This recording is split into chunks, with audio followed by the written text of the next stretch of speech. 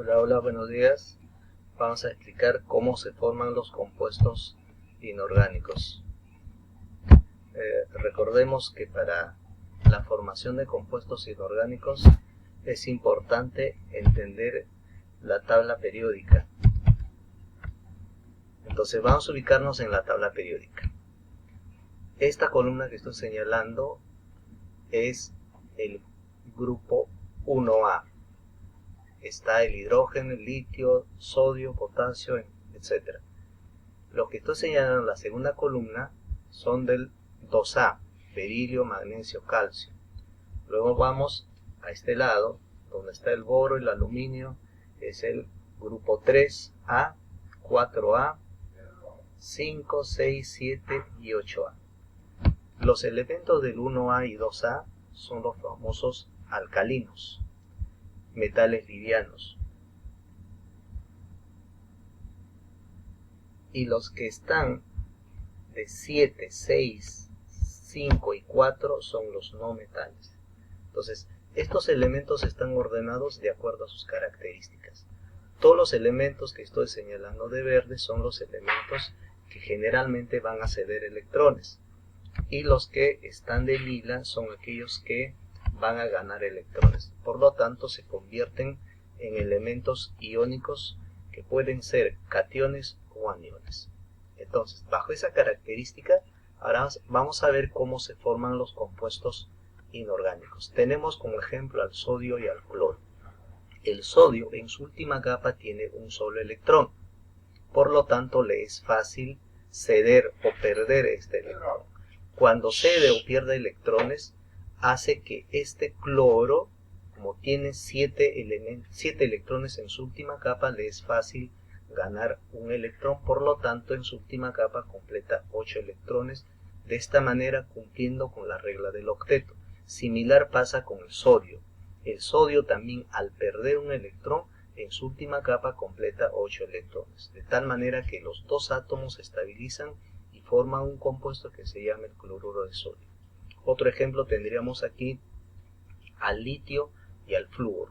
El litio también tiene en su última capa un solo electrón, mientras que el flúor tiene 7. Al ganar un electrón de litio, el flúor se convierte en átomo que tiene 8 electrones en su última capa, por lo tanto cumple con la regla del octeto y forma un compuesto denominado fluoruro de litio. Ahora, los elementos al ceder o al ganar electrones van a formar los compuestos, y estos compuestos están basados a que muchos elementos se comportan como cationes o aniones. Como anteriormente se había dicho que los metales tienden a ser cationes, es decir, aquellos que ceden electrones. Y podemos ubicar en 3 grupos aquellos elementos que tienen una sola carga positiva, como en este caso. Los del 1A, del 2A tienen 2 cargas y del 3A 3. Algunos otros pueden tener varias. Por ejemplo, el cobre tiene +1, +2, el mercurio +1, +2, y así sucesivamente pueden tener varias cargas. De igual manera, los otros elementos que ganan electrones se convierten en aniones.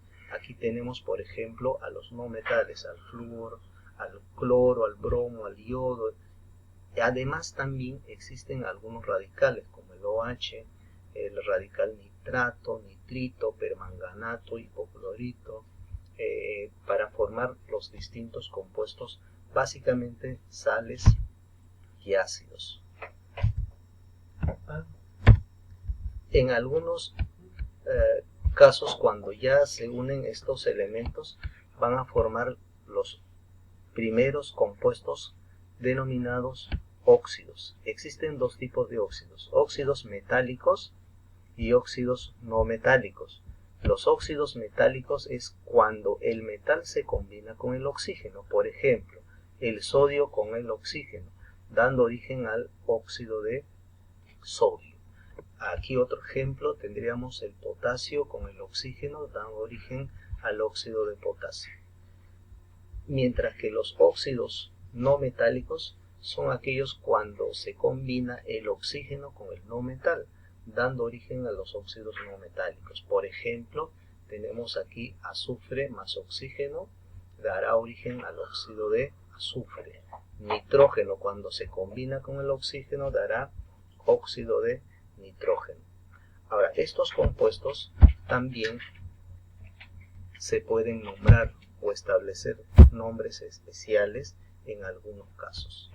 En el caso de los óxidos, cuando hay átomos uno o más de oxígeno, es necesario utilizar los prefijos. Por ejemplo, mono indica que hay un solo oxígeno, bi o di cuando existen dos oxígenos, tri, tres, tetra cuando hay 4 oxígenos y así sucesivamente. De tal manera que si tenemos aquí el ejemplo del óxido de carbono, si aquí hay un solo átomo de oxígeno se denominará monóxido de carbono.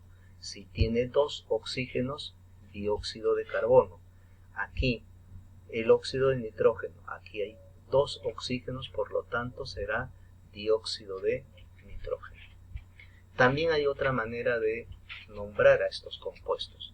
Aquí, por ejemplo, en los casos de hidróxidos, tenemos aquí OH que tiene subíndice 2, por lo tanto, esta será hidróxido de níquel. Recordando que los hidróxidos se forman cuando los óxidos básicos, óxidos no ácidos, se combinan con el agua, dando origen a los hidróxidos. Entonces, si nosotros combináramos el óxido de sodio más agua, va a dar origen al hidróxido de sodio. Si combinamos el óxido de potasio más agua, hidróxido de potasio. ¿Qué más tenemos? Los famosos ácidos. Existen 2 tipos de ácidos: los ácidos hidrácidos y los ácidos oxácidos. Los ácidos hidrácidos es cuando los halógenos o los del grupo 7 y los calcógenos del grupo 6, 6A, 7B, 7A y 6A, se combinan con el hidrógeno, dando origen a los ácidos hidrácidos y tienen nombres particulares. Se toma el nombre del elemento, en este caso le vamos a quitar la última letra del nombre del elemento. Si tenemos cloro, aquí será el radical clor. Si de bromo, será brom. De yodo, yod. De flúor, ¿sí? Completo. El azufre, sulfur. Nitrógeno, nitr, y así sucesivamente. De tal manera que cuando vamos a nombrar los ácidos hidrácidos, serán, si hay la combinación del cloro más el hidrógeno, será ácido clorhídrico. Con el bromo será ácido bromhídrico. Con yodo será yodhídrico, flúor, fluorhídrico, sulfhídrico, nithhídrico, así sucesivamente. Entonces aquí tenemos ejemplos para que puedan completar en base a estas explicaciones que se les ha dado. Ahora, los ácidos oxácidos, llamados también los ácidos ternarios, es cuando el agua se combina con el óxido no metálico. Por ejemplo, tenemos el óxido de azufre, cuando se combina con el agua forma el ácido sulfúrico. Miren, la nominación es distinta. En los ácidos hidrácidos es hídrico, la palabra hídrico. En cambio, aquí en los ácidos oxácidos se usa el nombre del óxido no metálico. Tenemos acá, por ejemplo, el dióxido de carbono. Cuando se combina con el agua va a formar el ácido carbónico, y así sucesivamente. Entonces, los ácidos oxácidos resultan de la combinación del óxido no metálico más agua, mientras que los ácidos hidrácidos es el no metal, en este caso los halógenos y calcógenos con el hidrógeno.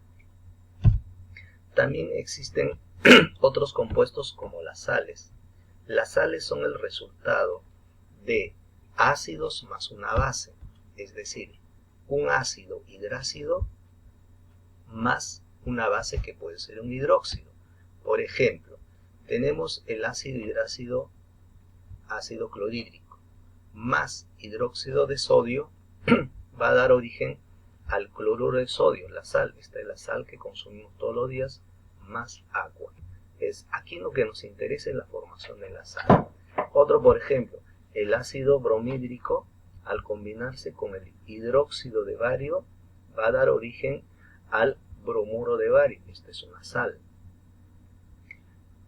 Similar a estas sales aloides, existen también las oxisales.